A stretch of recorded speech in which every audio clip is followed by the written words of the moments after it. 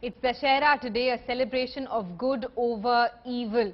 Now, all over the country, effigies of Ravan are being set ablaze. According to Hindu mythology, the demon king was defeated by Lord Ram on this day.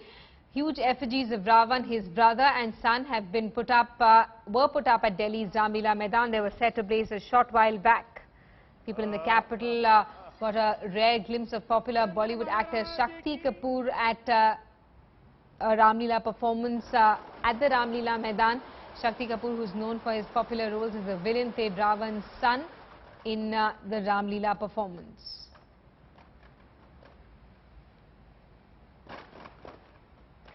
Let's get a word from our reporters Manogya Loiwal, who's with us live from Kolkata. Also with us Rohini Swami, who's with us live from Bangalore. I want to come to you first, Manogya. Take us to celebrations there in Kolkata.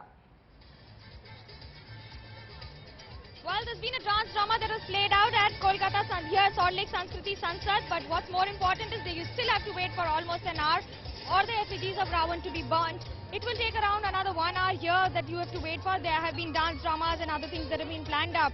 But mythologically belief will be going ahead, differing on the fact that it is, of course, the time of celebration of Durga Puja here in Kolkata. There was Sindoor Khela today, bidding adieu to Goddess Durga after a week-long stay here on the planet, and of course the belief that she would come here again to bless everyone and her devotees next year, because that's what is believed here in Astiwach or Abar Hobe in Bengal.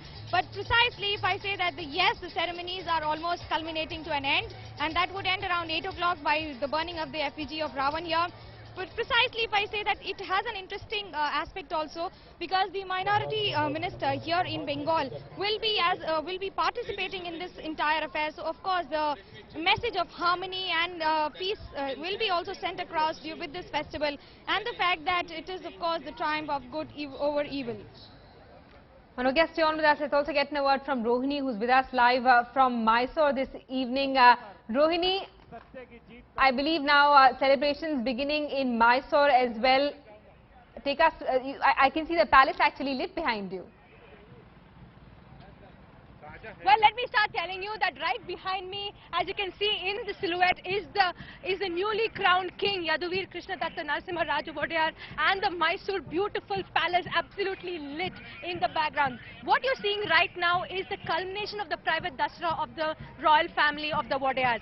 What is interesting is that there are two Dussehras that are celebrated. One is from the royal family side and the other is from the state government. And this is what we're seeing in terms of the final culmination today and Vijayadashmi Day, where the procession is taken with the newly crowned King Yaduvir, who is sitting on a silver chariot, will be handing over the artillery and the weaponry of the Wodeyars back to the Banni Mantap. Now this is a kind of tradition that has been going on for years together, because it is believed in the Mahabharata how the Pandavas handed over the artillery to a tree called Banni, and that is what is happening. If I can quickly show you, this is Yaduvir Krishnadatta Chamraja Wodeyar, the newly crowned king, stepping out of his silver chariot amongst hailing of people of Mysore, showing him in the traditional royal way how Mysore Dussehra is celebrated. As we can show you, he'll be now entering the temple here, performing puja, and this is the final culmination of the Mysore Dussehra in all its royalty, in all its splendor, in all its pomp. But what also one needs to see is the state Dussehra also. That is when the Jumbo Savari or the elephant procession is taken out, and that is also a spectacle to watch out for. People from all across the world, across the country come here only to come and watch this, if I can tell you. And it's the palace, it's the royal family, the royalty, the people of Mysore, the people of Karnataka, the warmth and the kind of devotion to the Wodeyars, as well as the Dussehra in its full splendor in terms of the royal feeling. It's different from what we see in North India or in West Bengal, but this kind of thing is something that we actually need to soak in to understand the spirit and the excitement.